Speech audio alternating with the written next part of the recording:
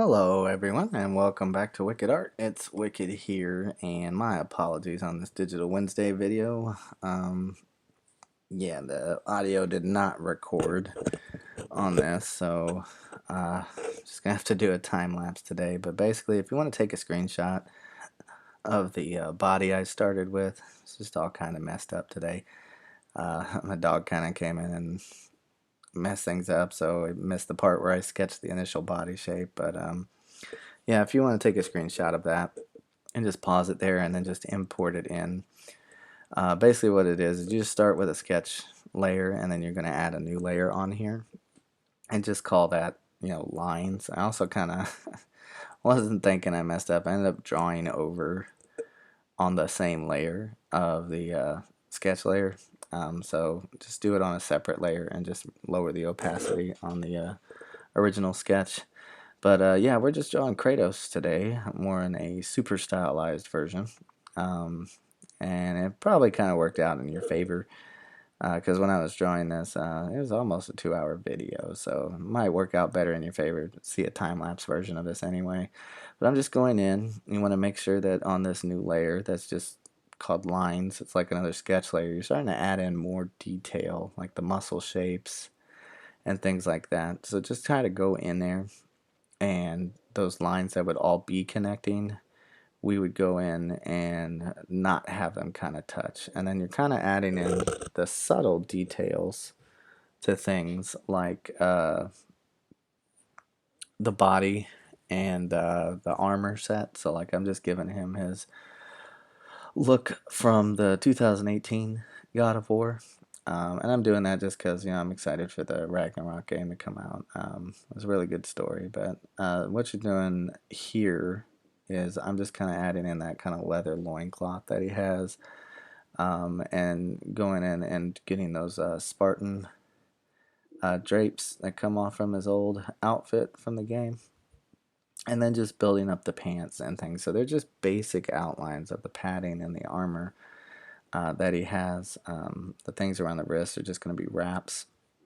And then we're going to do a final line. So you're going to make a new layer. And this is where you'll be more controlled.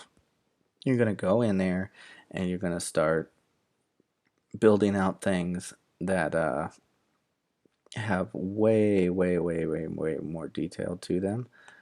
So,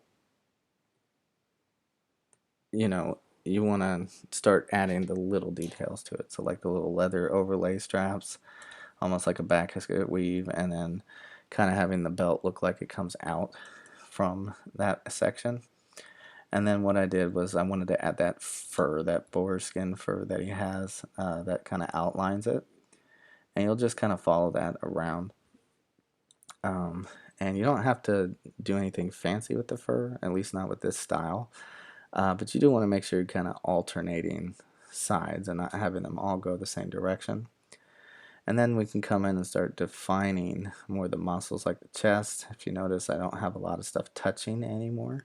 It's a lot more separation just to give that vague look of the muscles on the body. Same thing with the arms. And then we kind of go in and start building the fur up around the waist section as well. Now he doesn't have that on the game, but I just thought that would look nicer. But when you come in and you start doing these wraps here, you want to try and make it to where they look like they're wrapped over each other. So that's why I've kind of changed the directions of that. Now I left some minor hand detail because we're going to give him his Blades of Chaos in there. But yeah, just with these wraps, if you look at how they're going in different directions and overlapping, it gives it more of a sense like it's wrapped up. Okay, and then you'll just go in and start adding details to like the belt buckles. You want to kind of give it, um, an edge around those Greek tassels coming off. It's just adding more detail than what you had. So these are going to be your final lines. And like in here, I'm adding those kind of like stitched together, boar skin pattern on that cloth, and then just finishing up the Greek stuff on the outside. The next thing you want to do is just with the pants, just add in a few wrinkles and then get those kind of like knee armor guards on there.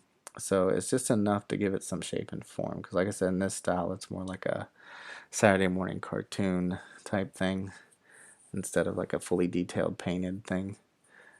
So I'm just working in the beard, just getting a basic shape. I want the mustache to give me a sense of where the lips was going to be. Um, and then I come into the face. He's kind of got like an arrow shaped nose. And then you can do the eyes however you want. I just did a basic form. And then once I got those eyes in there and put the eyebrows, it was time to, start getting that last touch, which was uh, the tattoo that he has that in remembrance of his brother. So I just thickened up the mustache real quick before I did that. Um, and I pulled up a reference of what he looks like in the game, so that's how I managed to get the tattoo in the right place and know what the armor looked like. Everything else was just obviously freehand. So it's okay to pull up a reference if you're kind of redesigning something. This next layer, I'm just kind of using this magic wand selection tool and selecting inverse. And then I'm going to go in and start painting with a pale skin color because he's called the Ghost of Sparta because he has the ashes of his family's cursed to his body. So we didn't want anything too pink.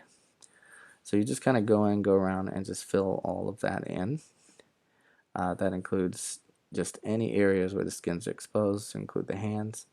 And then from there, I just went ahead and started with the tattoo color, which is red. So I decided to make that a little bit darker, just to give it, not too much of a bright red. And then for the beard, I just chose a dark brown color, filling that in. But I did not want that to match the fur, so I made it more of a lighter brown with an orangey red hue to it. You can see on the screen where my indicator is over there of where I'm using what color. But you just go through and just fill all that around. But since all of this stuff is brown and it's kind of contrasting off this pale skin tone, you want to use the same browns for certain areas like the fur, but then when I go to the leather, I kind of brighten that up a little bit for the outside edges. Again, we want that brown theme, but we don't want all the brown to match in there. So what I'm doing is just going to pick a darker leather tone for the inside portion of that. So you can see how it's a darker brown. It doesn't match the fur nor the outside edge of the picture. Okay, so we just finished filling all that in. Get it all in on the leather strap. And then you can move down to the lower areas. I used the same leather for the loin strap that goes down. Um, Once you fill all that in, that pretty much takes care of the leather there. But I wanted to make sure that the belt had more of a red leather tint, so I kind of switched that down to red a little, and then just filled the belt buckles in with a gray. And then for the pants, I did a way darker brown. It's probably more close to the color of his beard, but since it's so far away, it's not really noticeable to blend in. And then I switched back to that regular uh, lighter brown color for the wrist and the knee guards down on the bottom as well.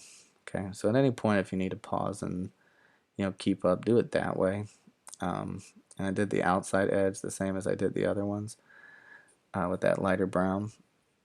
And then the next part was taking care of those tassels, which are that red Spartan color with the gold outline trim. So once you fill all that in, and this whole time I still have the selection with the magic wand pick, so I don't go outside of my lines on that. But you just want to make sure you're on a separate layer called color. Okay. Now for the line layers, I did switch those to multiply, so remember to do that as well too. And then after that, I wanted to work in with our chain brush that we did last week. So if you haven't watched that video, go back to last week's custom brushes and you can learn how to make these different chains. So I was just going in here practicing different size, seeing how they look once you erase them out. And they're not super heavily detailed, but they match the style that we're going with. So it wasn't necessary for it to be super detailed on the chains itself.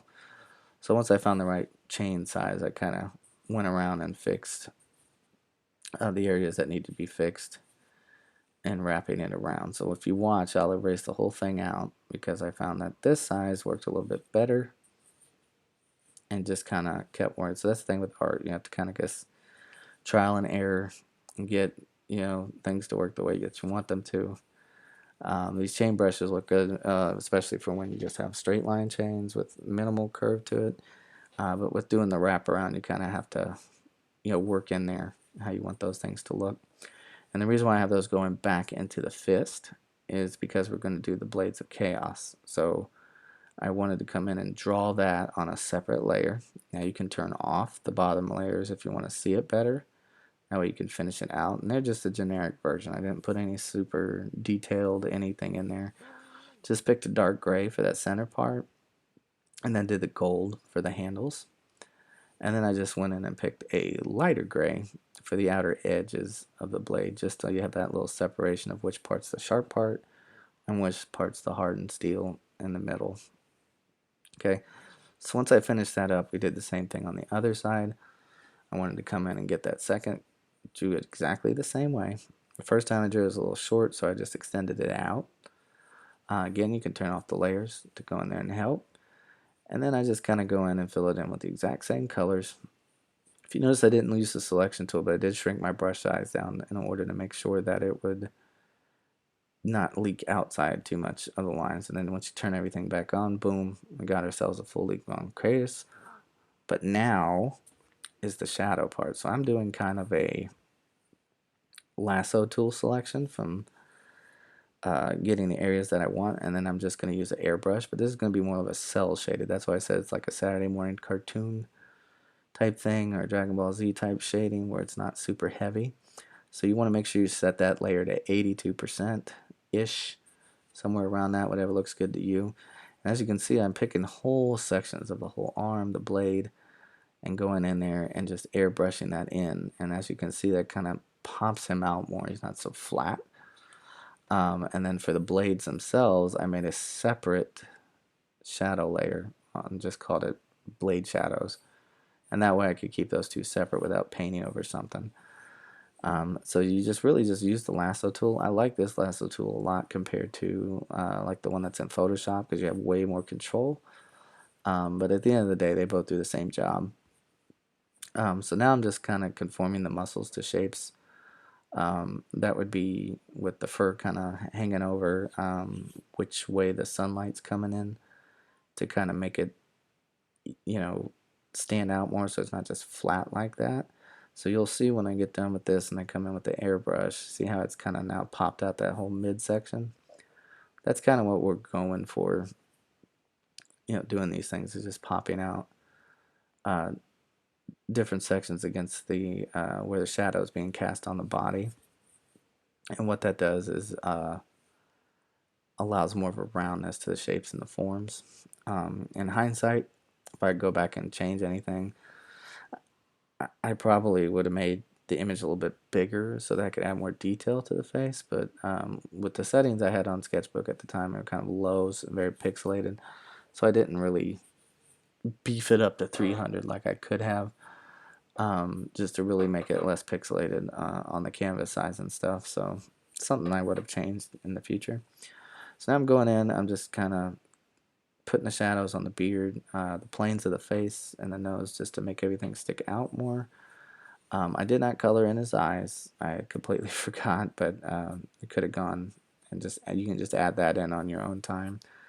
I'm thinking about down in this area, places where there's hangover and drape, so like the belts overlapping in certain areas or the tassels. Those areas would get completely covered in shadows. So I'm just picking and sticking with that side of the light. But yeah, I mean, other than that, that's basically it. Again, I apologize for not the full real-time videos. Some audio issues happened. I hope you enjoyed. I hope you learned something. And leave a comment if you have anything you want to learn. And until next time, keep sketching, and I will see you in the next video, okay? Have a good one. Bye.